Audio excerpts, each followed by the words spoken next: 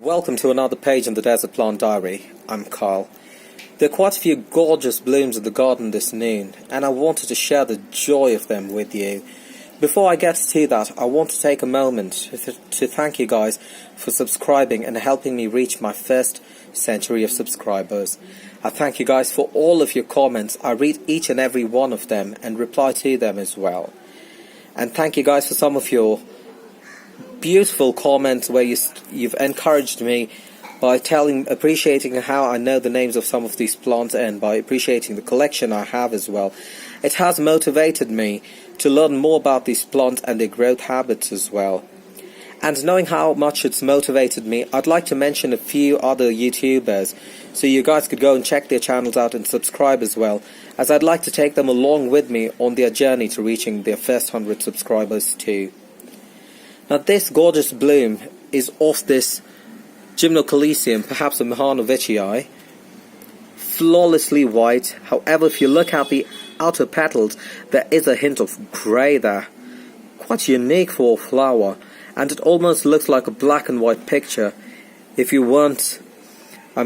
we didn't capture the green of the cactus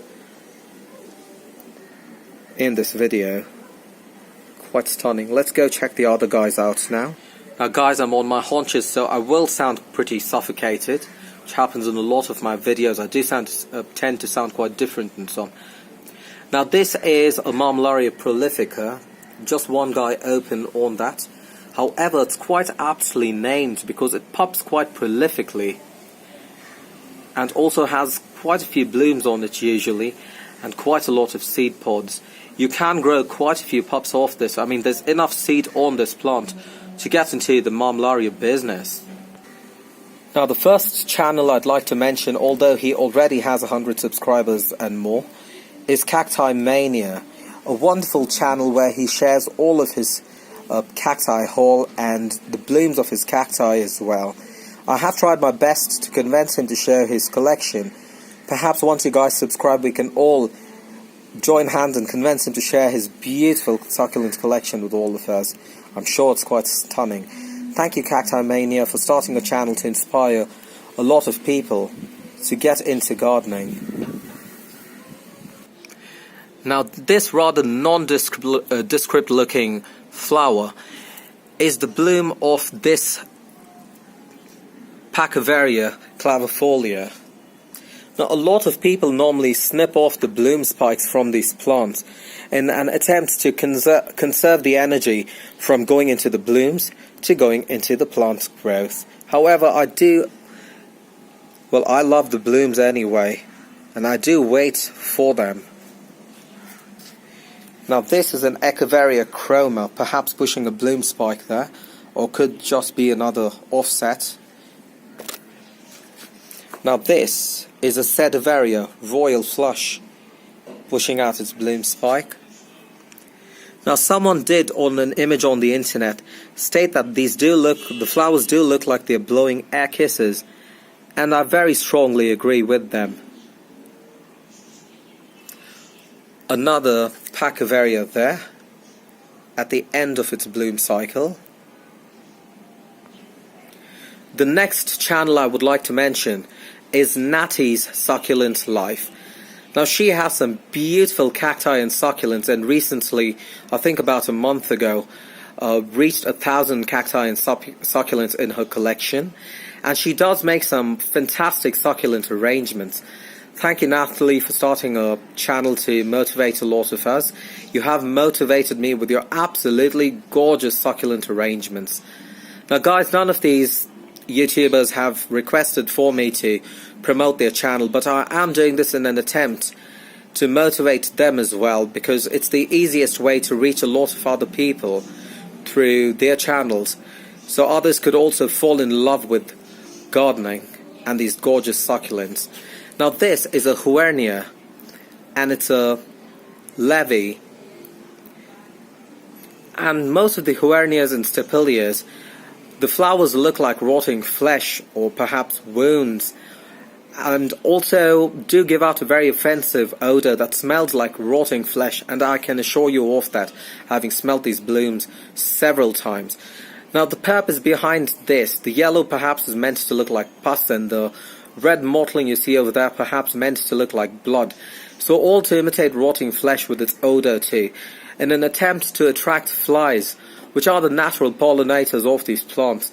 And I have seen flies sit on this. They have laid their eggs too, and I have seen maggots form on this.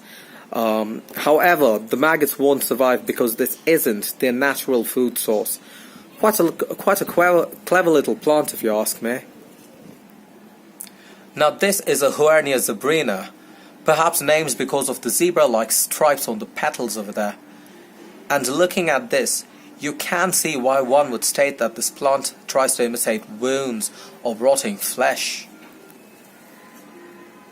That almost looks like a botfly laid its eggs over there and its maggot crawled out of that wound.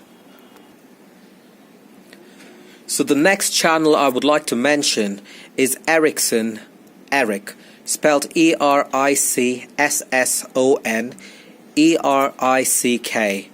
So he's recently started a channel about a week or a month ago, and he's done some beautiful tapestry in his own garden and is obviously quite fond of succulents, as is evident in his videos. So I'd like for you guys to go there and check out his channel as well.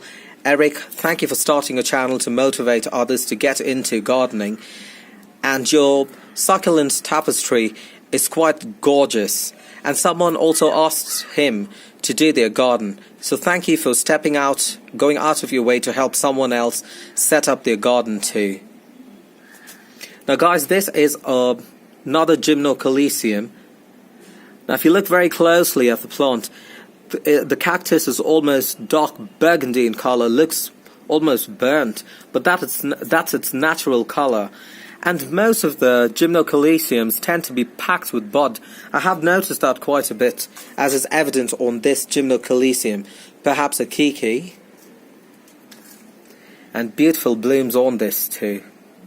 Absolutely gorgeous.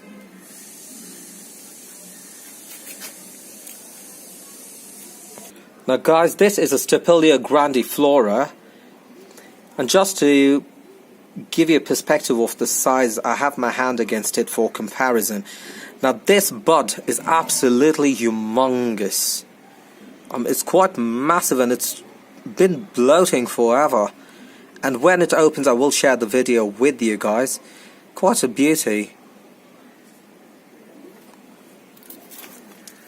I'm holding the umbrella up with one hand. Well, it's very hard to capture the blooms on these guys. Now this is an Astrophytum bloom. Quite a beautiful little fella. Now the next channel that I'd like to talk about is Snake's Succulents. Now he's based in Australia and is obviously quite passionate about succulents, which is very evident from his second video where he pulls out a book and tries to identify succulents and share the information with us in that video. So thank you, Snake's Succulents, and welcome to the YouTube family and the succulent family as well. Well, I wish you and your channel the very best in stepping out and inspiring a lot of people to fall in love with these gorgeous plants. Now next up are these guys. These are also Gymnoco. Sorry, I almost dropped the camera there. These are also Gymnocalycium blooms. Now that's grafted onto the Hylocereus rootstock. However, I bought a few of these to experiment with them in an attempt to degraft them, because I did see on the website people question whether these can be degrafted and grown on their own root system. And some of them can if they've got the burgundy or purple color. So the purple moon cacti can be grown on their own root system, as is evident from this bicolor one which I degrafted. I will upload a separate video of them. This is also Perodia magnificus, which was degrafted, and it's a variegated one, quite beautiful. And finally guys, for the creme de la creme, it's this Raybutia. Quite a spectacular flower on this. And you can see a bee has stopped by well, to do his job. I do hope he pollinates that so I could get some seeds off this. So guys, I encourage you to go check out these channels and encourage other YouTubers as well to fall passionately and madly in love with these plants and continue to be motivated to upload videos and reach many people so that they would also in turn be inspired to start to continue a collection of their own. Now, the reason why I started the Desert Plant Diary is because I am in a city which was named the Garden City of India. However, I have grown since my childhood to see a lot of gardens disappear from houses, replaced with closely and tightly packed concrete buildings. However, I'd like people who love plants to not be disheartened by the lack of space or the shortage of water, which has become a major problem in the city I live in, and to know that these plants can be grown, are not demanding of a lot of space, so they can be grown in limited spaces and places as well. Spaces, even with shortage of water. And so I hope all of you guys see these videos and get inspired to step out in your garden today, get your plant mojo on, and do something, starting or continuing a collection of your own. Until the next video, you guys have a fantastic week.